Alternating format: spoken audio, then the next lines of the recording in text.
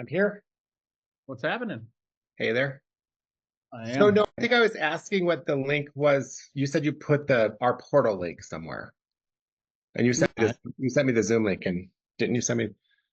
it's just a screenshot. So it's I saw sent. the. Hold on, let me look at your text again. I was thinking that was the link for the call today.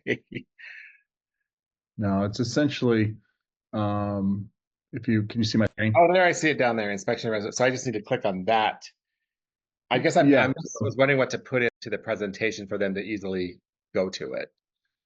Yeah, just what I would tell them probably is it's going to be under JPAR Nation, and then and yeah, I don't think you guys have an owner hub, but you'll have Oh, the oops, JPAR modern part. Yeah. yeah, Modern RE, and there's a whole bunch of links there. And what I would tell them is if you hover over it and then click on the little star, it'll move it up to your favorites. But that's just a direct link to the portal itself.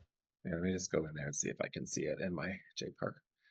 So JPark Converse, that link, that's still active, but that's going to be gone eventually to the What's new. that? Never Say mind. that again. So this JPAR one stop, is that going away eventually? Yeah, so we're actually in the middle of getting Agently. Hi, Steve. Yeah, am I coming up as Steve? What the heck?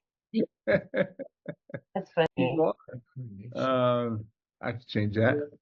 Yeah, All right, so I can rename it. I got it. I got you Okay. already. Yeah, Jeff. So essentially, what'll happen is once we get, so we're in the middle of building out Agently, which is awesome. And so once we get that, and that'll be used for onboarding, it'll be used for guidance on transactions, it'll be used for goal setting, all kinds of stuff, right? Once we get that built out, we're going to start slowly phasing everything from one stop into Agently because it's way better. I mean, one stop was good when they first came out with it, but it's just so there's just so much stuff. It's not easy to navigate. So this is a system that we engage, and it's going to be called Nova, but it's actually Agently if you ever look up Agently. So eventually, all this stuff will be available at your hand. It's a way better system, but we're hoping to have it launched January 1 in the office. But it's just it takes a lot of build out time and that. Okay. All right. Yep. So just now, for now, just reference the one stop. And then again, Yep. what we're going to have is we'll have all this stuff even Well, in yeah, a I have it open and I found the link from my desktop over there, so that works. Good. Find my presentation here. Just there. Okay.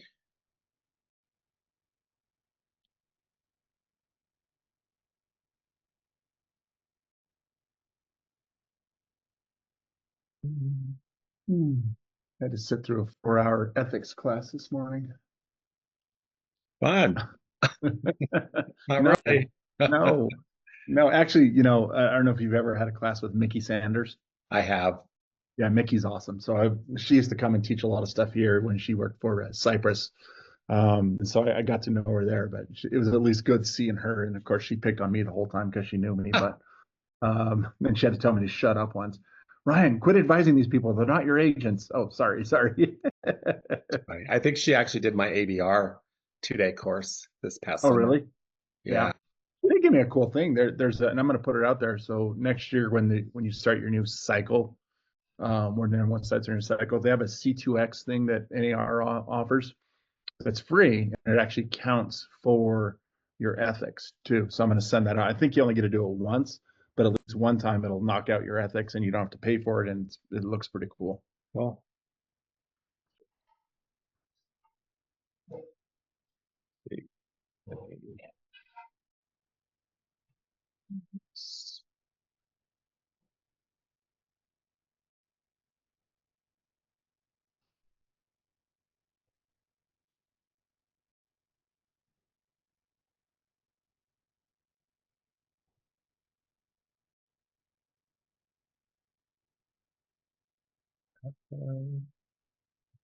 okay, great.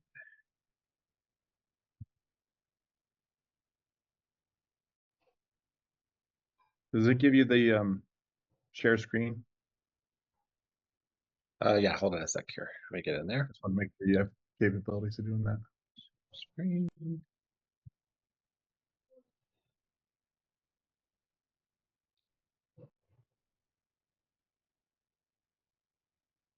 Hi, Randy. Oh my goodness, Randy, that girl is getting big. Isn't she? I think last time I saw her, she was just barely walking. Hi, how you doing? Good. Good, good. Are you guys back, Randy? No, we're still in Durango. Are you? When do you Yeah. head back? We'll have to talk about that. Oh, you may not be. That's exciting. So you guys liked it down there? Oh, I love it. But I think we're coming back next month. So Oh, are you? Oh, excellent. Do you see it right? I can. Looks Great. good. Looks Okay. good. People, it's only a minute till, so we'll give a few more minutes for people to Great. come in. As they're coming in, we're also going to record this and get this sent out to everyone, so you can review it if you were here. And if you weren't here, then watch it for the first time. Super. What we're doing, Tim, what's happening? Oh, just up to the usual mischief, causing mischief and mayhem all over the planet, which is the best way to be. Perfect. Of course you are. No other way to do it.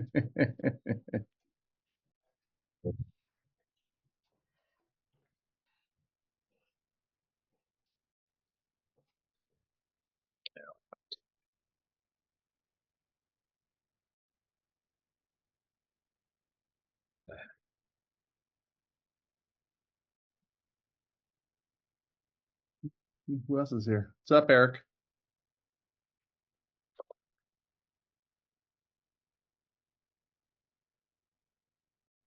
Doing that. I'm not sure why I wasn't able to unmute it, but I'm here. Hello. There you go. How's it going, man? I'm doing well. Doing really Good. well. I've been working a lot of leads. Good. Yeah, you're getting a lot of them. I know. It's been nice. It's been really good. The It's been secret Op City reset, right?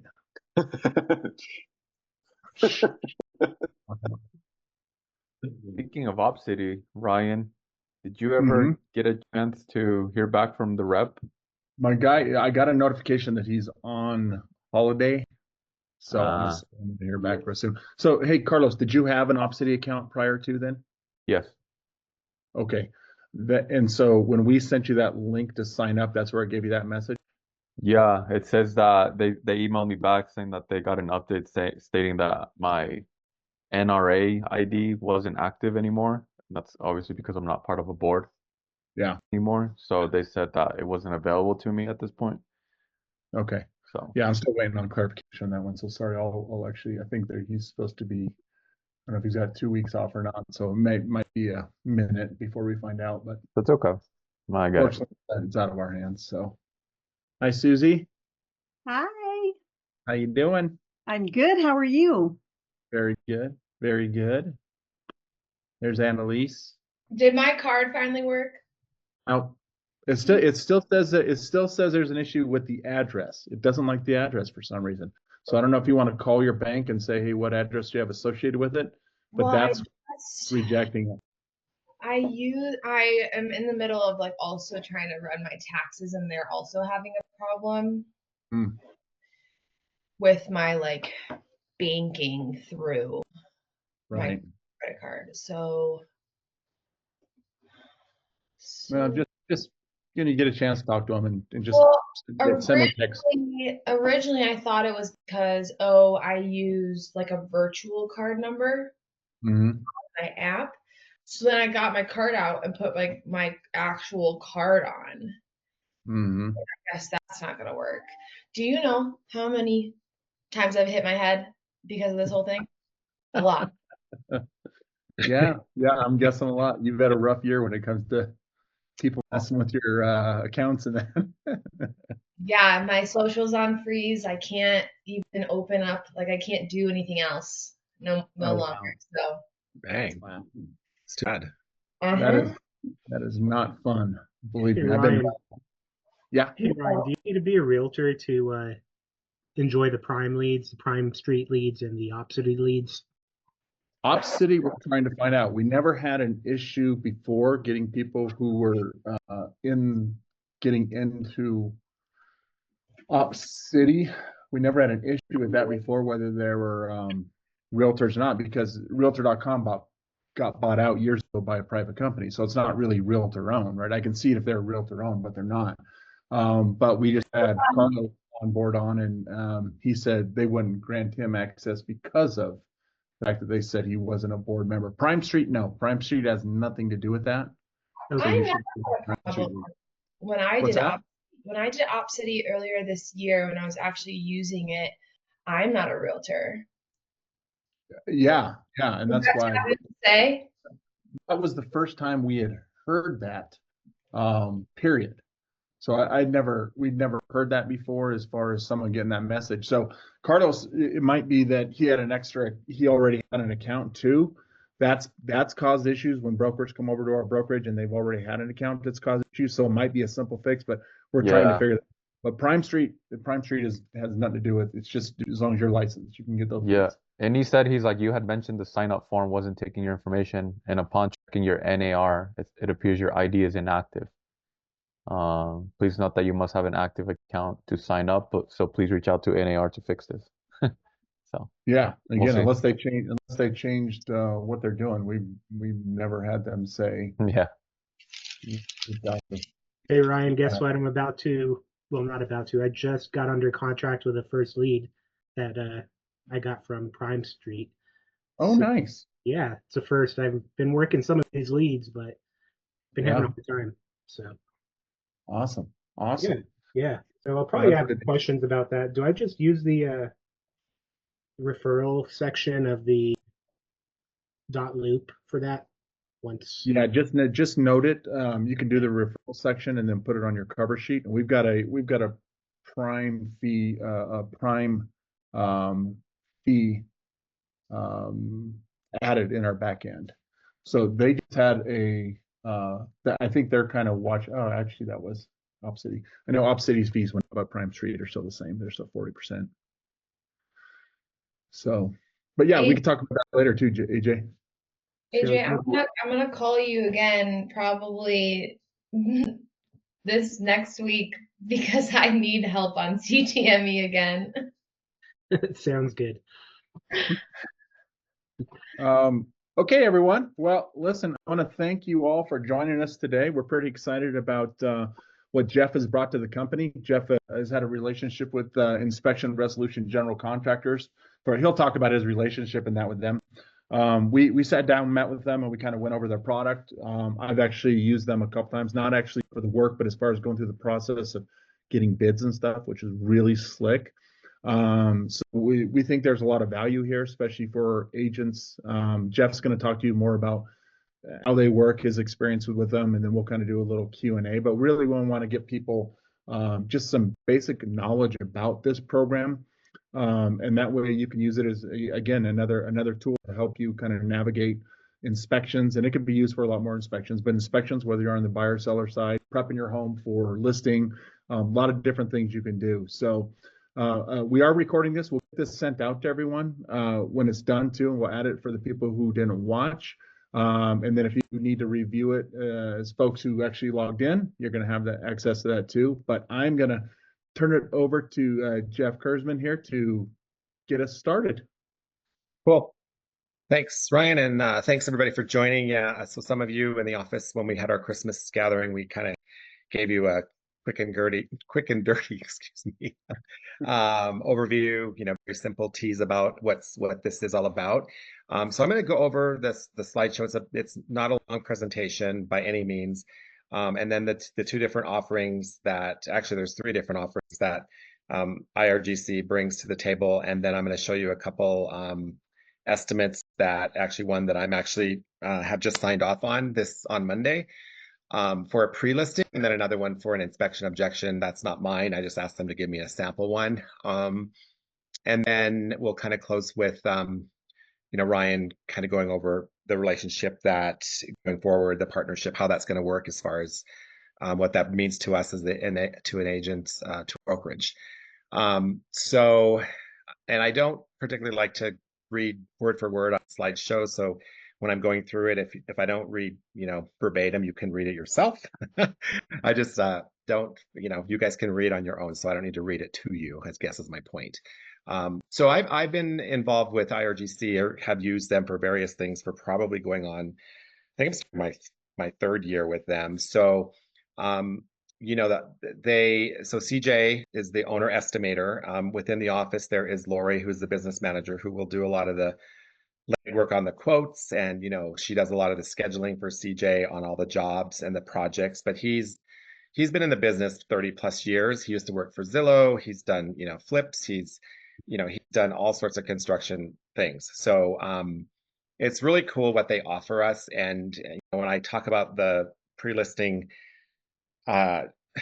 deal that I just recently got in, I think what I'm understanding is a couple of other brokerages that they've partnered with, they see some repeat business from kind of the same agents. And I think I understand that now, especially with what I went through with this pre-listing.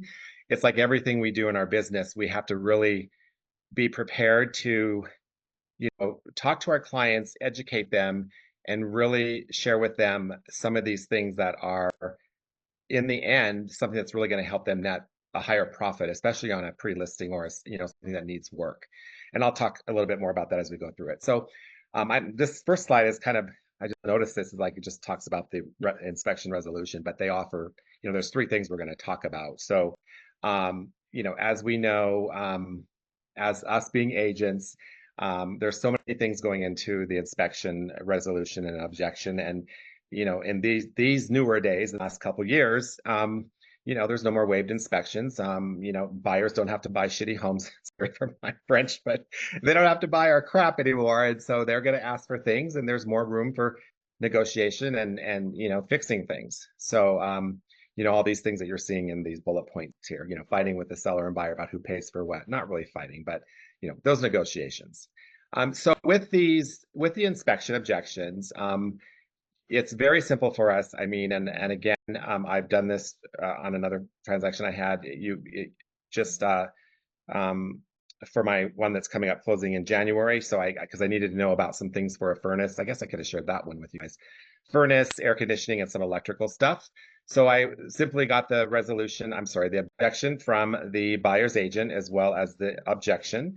And then I just sent that off to IRGC. So that's the step 1 there, simply forwarding the home inspection and objection resolution report to, not resolution, but the objection reports to IRGC. And then within 36 hours, I think they had it back to me. I sent it like, Tuesday, and I had it back yesterday afternoon. And so they pretty much strive to get it to us within 36 hours many times before. And again, I had, in the actual objection, there was those 3 items that they saw, and I didn't really waiver. I mean, there was actually a deck question that had come up, but that was covered by the HOA. So I just had made a note that, disregard the deck work. So again, there's a place for notes when we're going to look at this portal that we have to submit this stuff.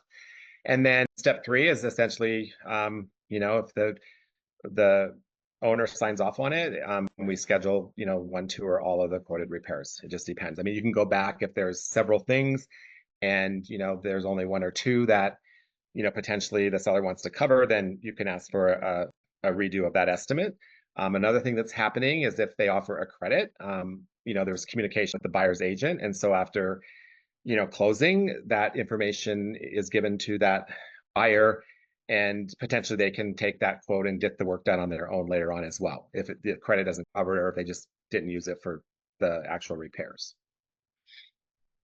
So again, fast quotes. I think one of the biggest things is that, CJ has all of his own in-house contractors. And so you don't have to worry if there's 5 jobs that you have to find 3, 4, 5 vendors, right? You can have him and his crew do it all. There's warrantable work. He sends pictures upon completion. He's of course licensed, all of that stuff. And then there's also a payment and closing option. So, if there's, if they don't have the cash to pay, they can certainly have it go through the escrow process and be paid out at closing. Okay, the next piece is the pre-listing renovation service. So, I just was in this situation. I went to the house last Thursday, so about a week ago.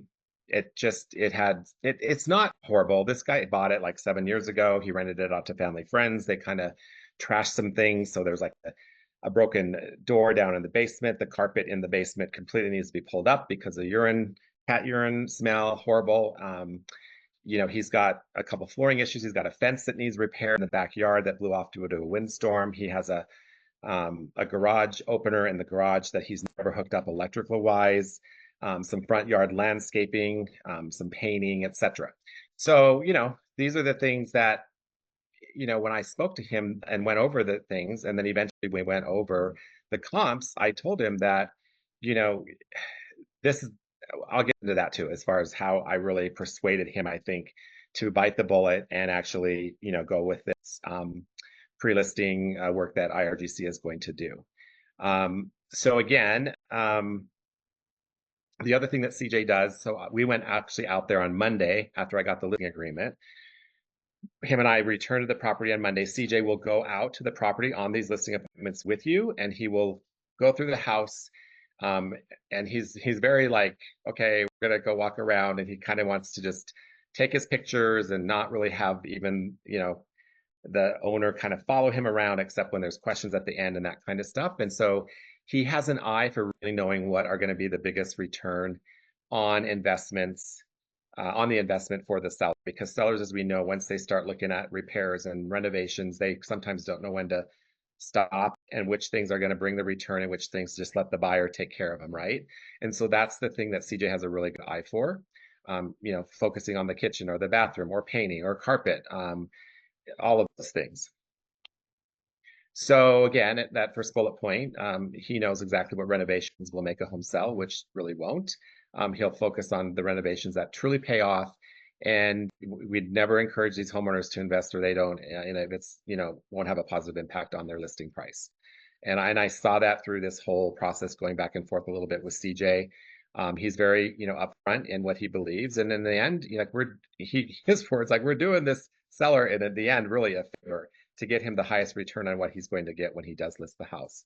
And then again, if they don't have money to take advantage of the pre-listing service, then they usually, I think it's Dennis. Yeah, Dennis, who's in the office. He'll kind of talk to the agent as well as the owner, just to talk about the pay closing options and how that works, because they will carry it. I think it's 60 days. And then if your house hasn't sold, then there's some fees that start getting added on. But prior to that, yes, is the price maybe a little bit inflated because they are carrying it? Sure.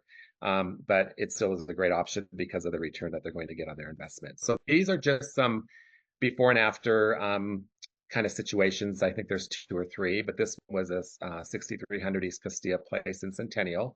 The purchase price $688. They put $170 for it.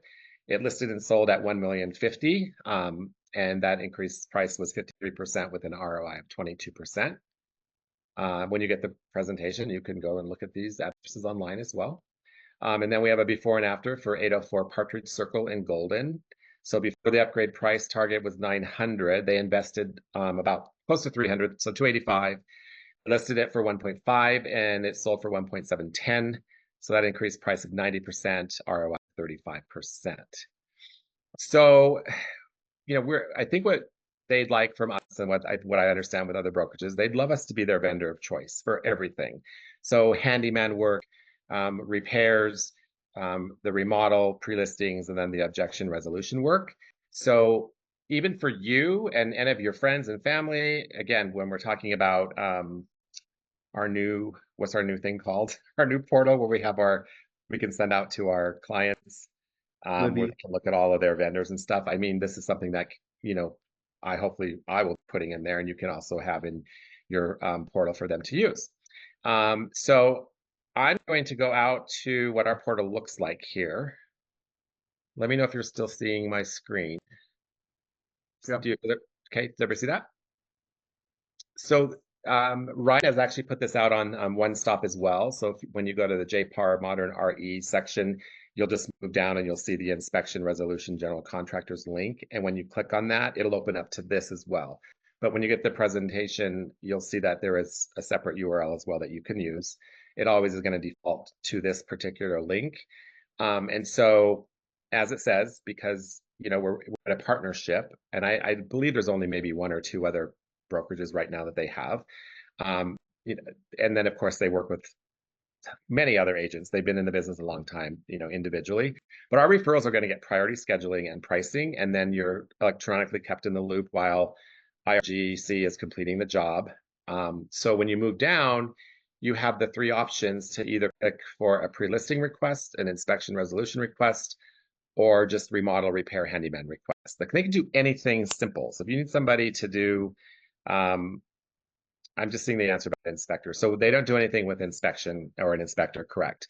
You just provide the inspection report from whoever the agent gave that inspection report from, and then the inspection objection. So yeah, they don't do inspections themselves.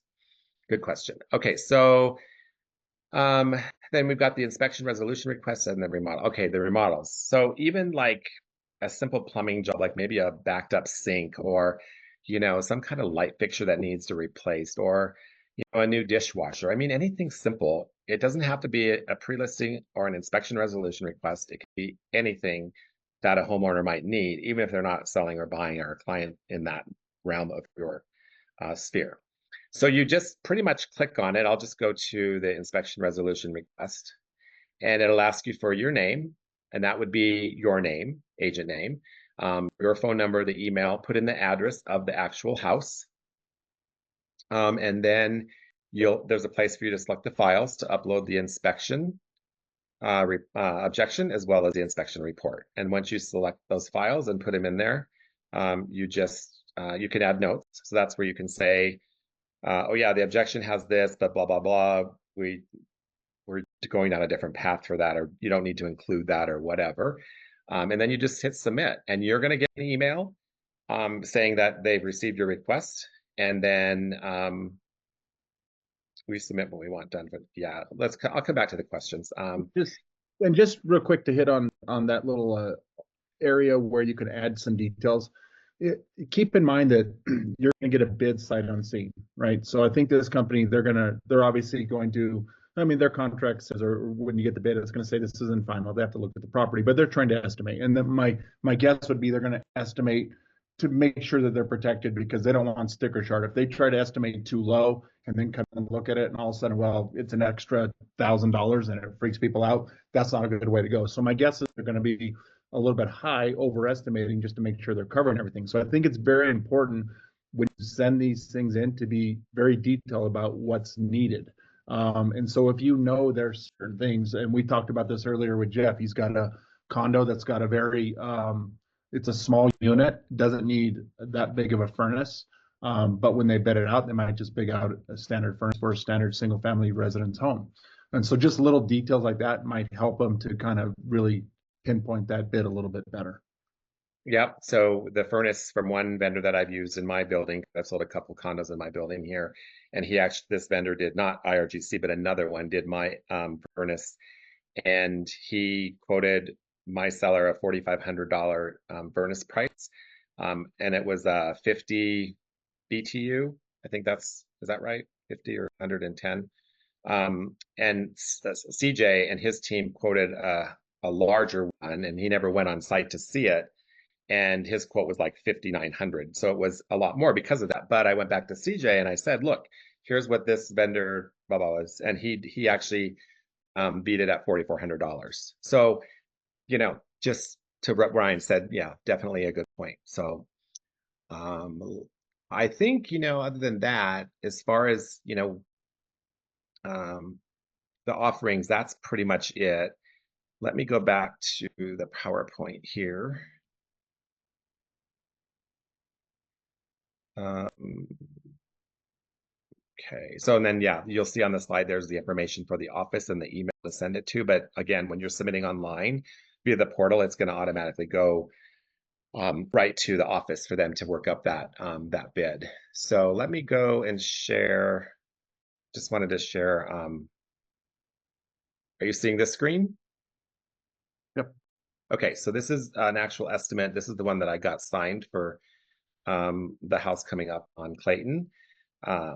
So it's not going to go on the market probably till, late January. But the things we had to talk about were, again, he's putting in your estimate figured for an empty and vacant property.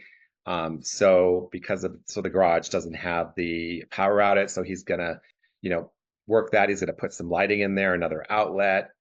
He's going to install the new cedar fence that blew over. In the backyard, we're going to leave. He took down a ton of weeds, the seller or the owner did. But because it's just now down to the dirt, he's going to leave that alone, put in a breeze path, but we're going to do the front yard and put in some fabric. The edging is needed, mulch and rock. The front short fence, a solid stain, paint the fence, power wash exterior of the house and garage. That's all exterior. In the interior, we've got, minor drywall repairs throughout, touch up on the interior trim. We're gonna, sand and finish the hardwood floors, carpet pad replacement. And then in the kitchen, there's a couple cabinets that need some work. Clean and epoxy paint the existing, tub gloss white, full construction window clean. That means once they're done, they're going to do a full construction cleanup and a clean of the house. So, it's going to be pretty much ready for staging. And then if personal items are needed to be removed, because he's a single guy, he's got a cat, he's in Washington State now for 2 weeks, coming back, and he's going to have to get everything out. And so we told him, well, you can mark what you're going to keep, and everything else, if you want us to dump it, we'll throw it in a dumpster. We'll get the dumpsters on site, and CJ will do that too. And this is what he had: sticker shock, $28,875. So, and then of course you have all the legalese in here that talks about it. So, he had the information. I shared it with him. He came back when I, via text, he's like, no, I talked to a couple of colleagues. We just think this is really too high. This is too expensive. I said, let's get on the phone. Let's talk about your exact comps in the area. So I told him when I got on the phone with him, I said, look, this is kind of my favorite part of the job, is educating my clients and really showing you in depth what this market is doing right now. And so we looked at like 5 different comps, and I'm talking like under 0.3, 0.2 miles away from his house. Some that were completely fixed up, what they went for, one that was trash like his, but even worse, that was on the market for 500, and he wants 500. And so, and again, it was way below that if he doesn't do any of this work. I'm talking like potentially even 415 to, 399 possibly. So he, when I went through that, he totally understood it, and he did not hesitate to sign this. And so anyhow, that's what that looks like and how that kind of works. And he is going to take it out of his closing proceeds. And then I wanted to share one other one, if I can find it. Uh-oh, let's see. Zoom. Minimize my screen, sorry. And okay, here it is. Yep, nope.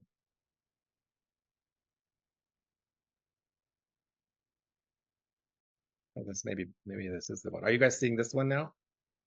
The bid, yeah. Oh no, that's not the inspector. Here's the inspection one. Okay, so here's the inspection one. So they look a little different. As you noted on the pre-listing, it just is a bulk amount of the entire quote. Because what I understand is on the pre-listings, the seller or owner, and they agree to take it out of closing in particular, if they went and they do something, or they come back and say, once they've signed it, oh, we're going to do the fence ourselves, or we're going to paint this, it no longer becomes a pre-listing. And you can do that before you sign it and say you're going to take out things, and he can readjust that bottom line price.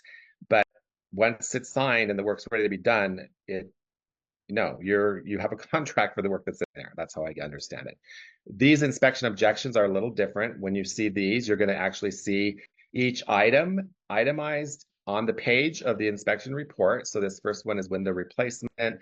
You'll see it's for $1,879, page 34. So when you're reviewing it with the client, you can go over those price points, and pending what they want to do and what they don't want to do, you can go back and say, hey, I want number 1, 3, and 4. I don't want number 2, for example, or the other items you don't want. So this again shows the 6176. I understand we won't have, because we're already getting better pricing. So this you won't see in our quotes, the 5% off, if they sign within 72 hours, because again, we're already getting lower pricing. But that's what that looks like. And then they sign it, and, then they figure out the work, and many times can get it done, of course, before the closing, if that's what is required. So I don't know, Ryan, if you want to talk about the rev share piece and our partner share, or partnership, or if you want to take questions or just do it all at the end. So, well, I'll talk about a couple pieces here, and then we'll kind of go from there. So Yeah, I think something to remember is, really what is the functionality of this? Where can you use it? We've described pre-listings, and I think, think about our market we're in now. One thing that the market is showing us is that if your home is not turnkey inside and out, it's probably going to sit there for a while. You should get very aggressive with pricing, being the fact that we have a lower buyer pool right now, a smaller buyer pool based on interest rates. So we've got some of those issues going on too. But it's going to be good information to give your clients, especially those clients that may not have the funds available to make some corrections. Now, part of this is, and why these guys are good, is because they, like Jeff said, they won't oversell. They're not trying to upsell. They're trying to get things done. It's got to add value. And then you're also going to be able to, as their advocate and as their fiduciary, to also say, yeah, I can see where we can get value out of this, and where we won't be able to get value out of it. So you can make really smart decisions. The things that I've used it for, both on the buyer and the seller side, how many times have you been on the listing side and you get a long inspection objection report and you want to throw money at it, your sellers want to throw money on it, but they're not sure how much, and you've just got some random number that the buyer's agent threw out there, and we don't know where they got that number for. This is a great way to quickly get quotes for some work, to get an idea whether you're in the ballpark. And again, you have to keep in mind that this doesn't mean that these guys are always going to be the least expensive or the most expensive. They're bidding it out the way they do, but at least gives you a ballpark number to kind of work with. So it helps you make more of an educated decision, or helps your clients make an educated decision when it comes to offering credits for the work done. You also have something you can send that buyer to say, hey, we've already got this bid out from a company. Feel free to use them. They're there, and then hopefully they're going to get business that way too. From the buy side, the exact same thing. If you're sending out an objection and you don't know the numbers, this is a great way to get those numbers before you send over your objection. So if you do happen to come to a point where you're going to either ask for a credit from the seller, or that's going to become part of the negotiations as you're trying to figure out your inspection resolution, you've got numbers that you can look at. So again, you can give a good, your clients can make a good informed decision whether that's going to be adequate enough or not. So those things I really like about it. I think you just have to remember it's, again, a tool that you're going to be able to utilize in a lot of different ways.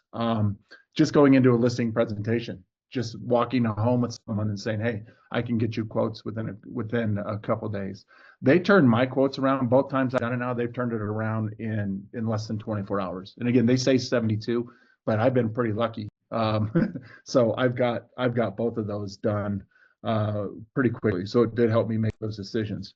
So on the other side of that is the rev share part of it. So what's nice about them and part of our partnership is, number one, we have locked in premium pricing for you guys. So those discounts are already built in. The second part of it is there's a 2.5% rev share for this. So any work they do, and I don't quote me on this. I think we're paying it out quarterly, Jeff, or was it monthly? I forget when it is, but it'll get paid out. So any work that's going to get done, it's going to get tracked in the back end. Yep. They're going to provide reporting for us, and then they're going to send over a check, and we're going to be able to distribute that money. So 2.5%. Again, we don't really necessarily think that shouldn't be the incentive. I mean, it can be significant. I mean, especially if you think about doing a full house remodel, you might be at $150,000 if you did a remodel. That could start to really start to add up a little bit. But I think it's just another incentive to help you think about them also. But I think the way their processes work and the work they do, I love. One thing that Jeff said that is so important to me is there's other programs out there like this, kind of.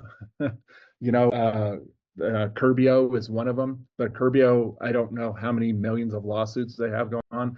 The problem with Curbio is the national product. They go into local markets. They hire off of Craigslist. They hire off of Angie's List or Thumbstack, and they don't really vet their people. These are their contractors. These are the same people they use on everything. So what kind of service you're going to get, and they believe that they have a reputation at stake too, and that's why they make sure that their people are good to go. It's not just real quick on Curbio, I've done a couple side by sides with IRGC and Curbio in the past, and Curbio was way higher, and they have other fees too. So just FYI. They have way they have way higher fees. They've also had a lot of issues of contractors not getting paid and walking off the job, or Time frame putting to liens complete the on work, homes all of that. and things Yep. like that. So, I mean, part of our vetting process is to make sure none of those things happen, and it is hyper local focused. So they work on our markets, and it's just a really good product. As far as finding it, again, we'll send out this information, but when you're in One Stop, and if you scroll down to JPAR Nation, we actually have a section here. It's called JPAR Modern RE with a bunch of links. Okay, it's got all your links for your MLSs, CTME, schedule a meeting with me, Ring Central, Dora, Showing Time, High Hello, Tongo, and then inspection resolution general contractors. So you can just click on that right there. It's going to hyperlink right over it into that platform. So real easy to find in case you forget about it. It's going to be in the actual One Stop itself.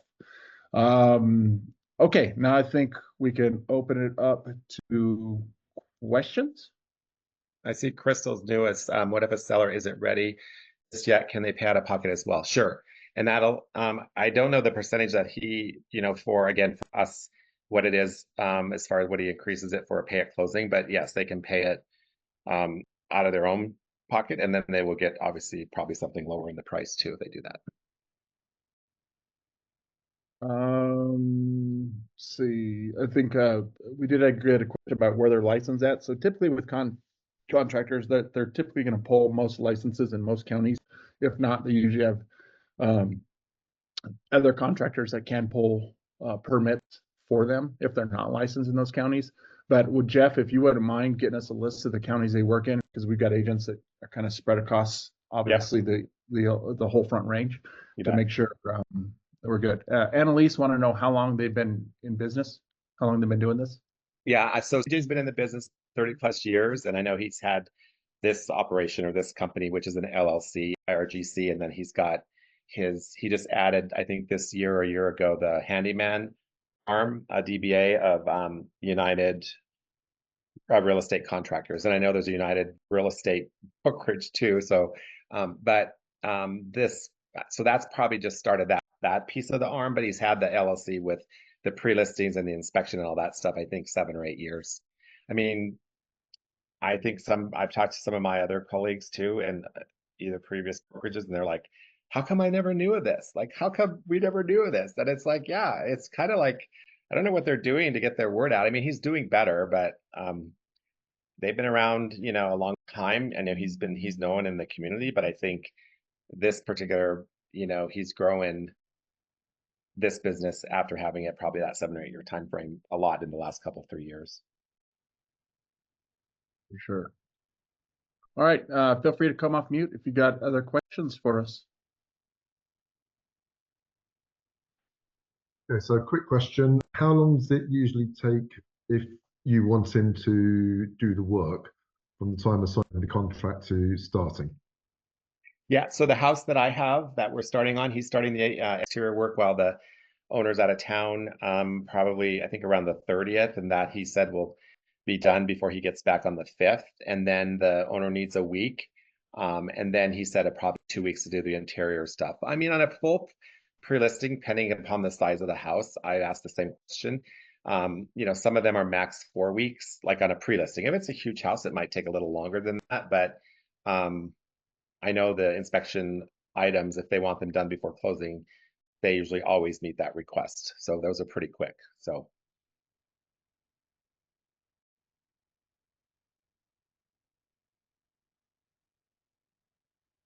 Anyone else? Anyone else? Can you guys see the value of this? Oh yeah. Yeah, for sure. Again, listen, we'd love to see you guys push business their way. Ultimately that's what they want to do is make money, and that's why they add that rev share in there. But again, I think this tool can be used whether or not it's you're getting the business done or not. So just think outside the box there a little bit and utilize them. And the more you utilize it, the more you see them produce these bids and things like that, you're going to feel more and more comfortable with it. So yeah, we're pretty excited about this. It's we'll get this sent out, get everyone some more knowledge on it. But they're real easy to work with. I mean, once you submit it, they're communicating very fast. everything's via email. I'm sure there's someone they can talk to at any time if you have questions on it. But for sure, like Jeff said, he called them and said, hey, I got another bid, that this is what they're bidding, and they can look at those apples to apples and probably make adjustments if they want the business. So Yeah, and I think he'll do that, especially for us, because of course I'm with this brokerage, but I know in the past too, like he's told me, well, no, I don't want to get your other bid. This is what my charge is. This is my overhead. So, for him, when I went to him today, I said, hey, look, and he didn't really bat an eye. He said, give me a little bit of time and I'll look at that furnace that's in the bid you got, and I'll get back to you. And he did in about an hour. So, and he beat it by $100. So. And that's kind of what I'm talking about. I'm not necessarily saying his time and all that he's going to charge. More like, hey, these people are saying we could get away with this system and this unit. And I see your bid this. Can we make those adjustments? I think that's really what we're talking about. Yeah, cool. Yep. Okay, one other quick question. Seeing that we are not allowed to receive money outside of our deals, do we need to fill in an affiliated business? No. So first of all, you are allowed to receive money outside the deals. They just can't be associated with the deal. So we're talking about title. We're talking about lenders. Those are the things that fall under RESPA. This would be the same as getting a kickback from a moving company, which you can do all day long. Security companies, via ADT will send you a check if you sign a system with them. Those things are above board. Okay. Now so you don't have to have an affiliated business arrangement for something like this, because number one, these guys are not necessarily governed by the Division of Real Estate, right? So it's totally different. This is considered an ancillary service outside of the actual project. So yeah, you don't have to worry about that. I mean, it's up to you whether you want to disclose that there's a little profit share to your clients.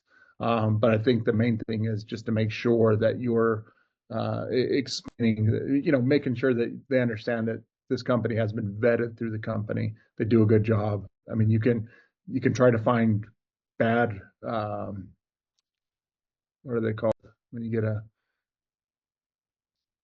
come on, help me out here. When you put in a comment about their work performed, come on, this is Bad reviews. There you go. Bad reviews. You're not going to find any. So they're a really good company. But yeah, it doesn't fall under the RESPA compliance as far as like if we had a relationship with title company or mortgages. It's funny too, you asked that question, because I know Dennis was connected with Dennis and CJ before he was connected with Ryan. They had talked to me about my brokerage and if there was interest in how many people we had, and that was the same thing I kind of asked, and they actually had said that they did on their side, their homework, because they're familiar with the RESPA, piece too, and that concern. So yeah, what Ryan said I think is pretty spot on. Does CJ have in-house like plumbers and electricians? Yes, exactly. He does. And he has actually a what's it called? A structural engineer.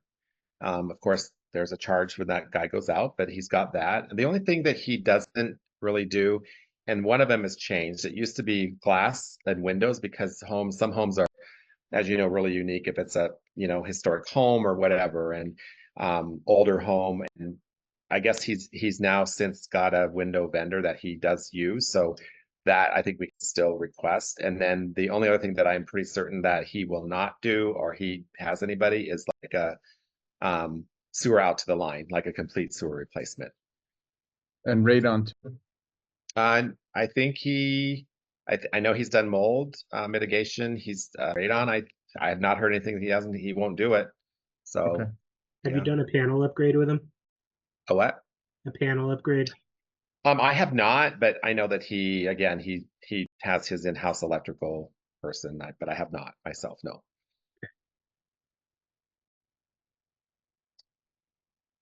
All right. Any other questions? Can I ask a sign question that's not has to do with the inspection?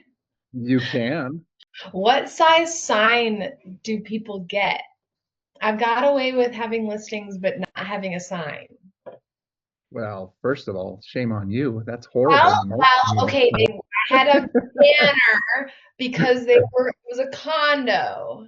Uh-huh. So there was nowhere, so I had a banner that was massive. So Oh, there you go. Okay, you were good then. You were good.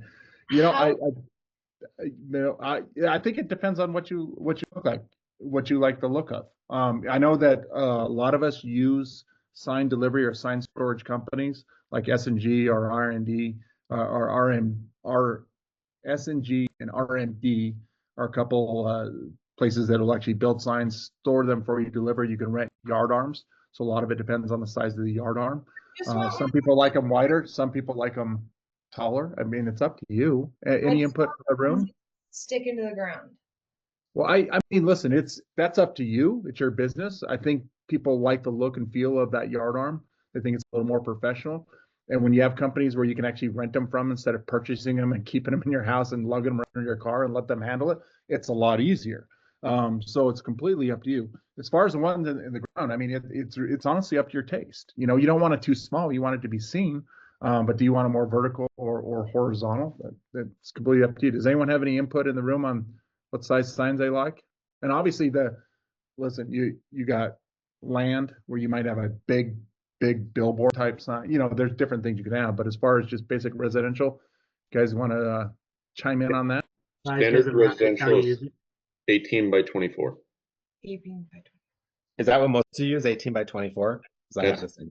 That's I the just- one that I just bought for a listing out in Grand Junction. And if I could send you a picture if you want of what it looks like, it looks great. It fits the posts well. And then you got one of the ones that stick in the ground. No, this is an arm. I have ones that stick in the ground, but I use those for open houses. Okay, so you're saying it's an arm, and then you put this, Yeah, put the sign on the hanging from it.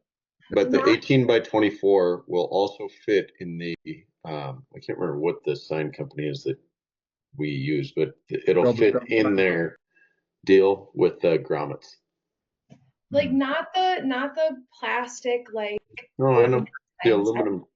like the black frame, that Yeah. one. I have 3 of those. And you don't use those as for sale signs. You use them as open house. Correct. So I should get an arm. No, Yeah, you don't need to. Yeah, on a no. lease. You don't Yeah. need the arm. So I agree with Eric. I started out having the ones that you just push in the ground when I first started, just 'cause they were cheaper, and I was like, I'll go do it.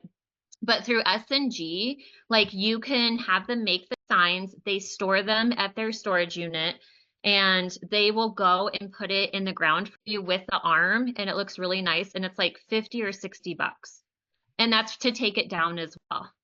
So like as your business starts growing and you have more listings, it's really nice just to go online, you schedule it, you don't have to store the signs at your house, they go put it in the ground for you, and it looks really nice. Randy, you know, is Axiom like competitive, or Ryan, do you know? Because they do that also.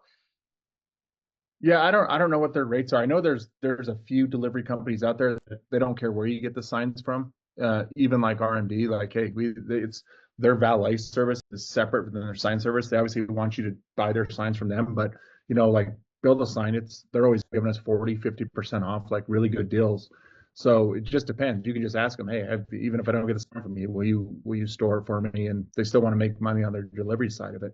So I'm not sure what Axiom's pricing Okay. is. Randy, can you drop that who you use for that in the chat, or?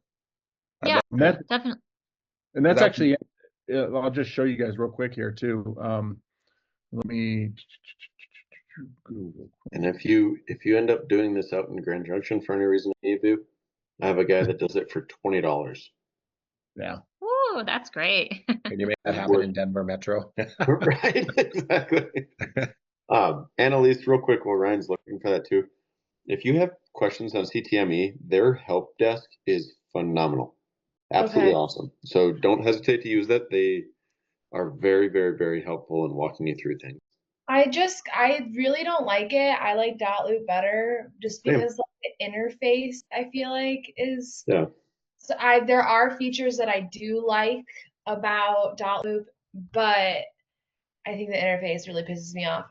But I had to get it to make Yeah. sure a deal went through, and I hate it. Which is unfortunate because agents aren't supposed to require you to use their contracts program. Well, But then I found out it was an agent that's only done 3 deals this year, which is not a bad thing. But I was like, I'm pissed because I didn't look you up earlier, and I would have just said, screw it, you're using dot loop.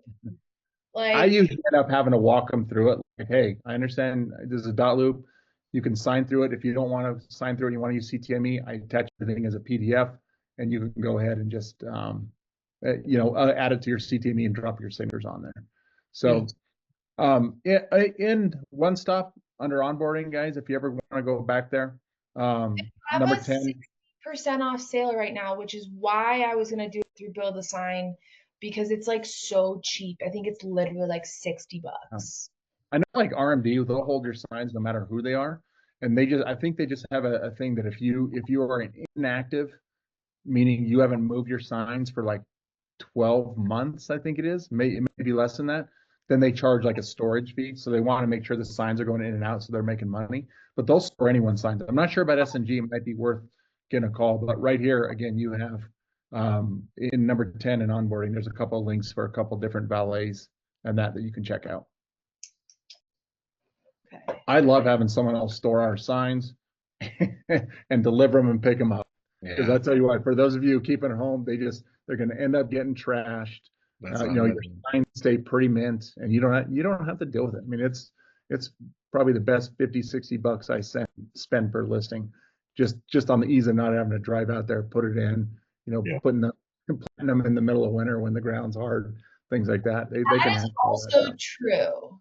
Yep. I was thinking about that. I just thought I was gonna make my boyfriend dig a hole and he could do it. That's what. You don't even need a hole. It's got a stake that goes in the ground. Well, And even then- better, easier for him to do. What if it's like on the other side of town, or you're like in heels trying to push that thing in the ground? Like, Yep. Oh yeah, Not worth it. Not worth it. a big strong man to do it. There That's you what go. Well, awesome. Anyone else have any on topic or off topic subjects they'd like to talk about while you're on? Good either way. Nope. Everyone's good? Just want to say though too, so the IRGC stuff is active and ready now. So that portal is up there, and I'm going to send you do you need the presentation or that I? Yeah. Send it to me and I'll attach it when I send it out. Okay, cool. They're going to be able to see it, but just so people can look at it. I genuinely think that I will. Like, I wish I had this about a week ago. Like, I wish I know it was there, but like, I wish I You'll have more. Oh no, I will. Even better, you have it now. Yeah, no, I'll use it before the end of the year. Don't worry. Thank you all so much. Have a great day. Thank you. Hey, real quick, everyone, just a quick reminder. For those of you who signed up for the commission update course, it is full. So make sure if you're not going to come, take your name off the list. We are going to have other ones after that. So I just wanted to get that first one for all the people who want to attend live done, but we are going to do probably an online one and another live version within January and February too. We are going to start doing a lot of training on a lot of our tech, just individual training. So Live Easy is live now. If everyone hasn't logged into Live Easy, please do. It's a really cool program. We're going to start doing training on that. Also a way to monetize your relationships, kind of like the RAGC, where they're going to have profit sharing. You're going to be able to get your preferred vendors in this forward facing for your clients. We're going to go through that. And then we're couple other updates. We are going to be updating the look and feel of our website. So we're working on that right now. So it won't look like every other KV Core website out there, which will trickle down to all of our agents. So you're going to have a new, really cool looking website. We're hoping to launch that by no later than January 1. And then the last thing is we're hoping to have our Nova app up and running by January 2, which will eventually replace One Stop. So, and it's got a lot of cool stuff on there, and it's a very, very user friendly. One Stop was great, but it's become a little antiquated and a little hard to find things in. So we're fine tuning that. So we got a lot of cool stuff coming down the pipe here. So please be sure to read our emails when we send them out.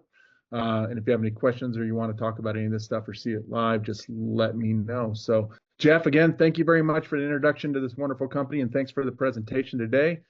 Thank you all for joining us. And if you have any questions, feel free to reach out to Jeff or myself. Thanks again for coming. Yep, I'm definitely here for a resource if Thanks, you guys Jeff. need it. Thanks, everybody. Thank you, Jeff. Appreciate you, man. Thanks, guys. Have a good one. Cheers, mate.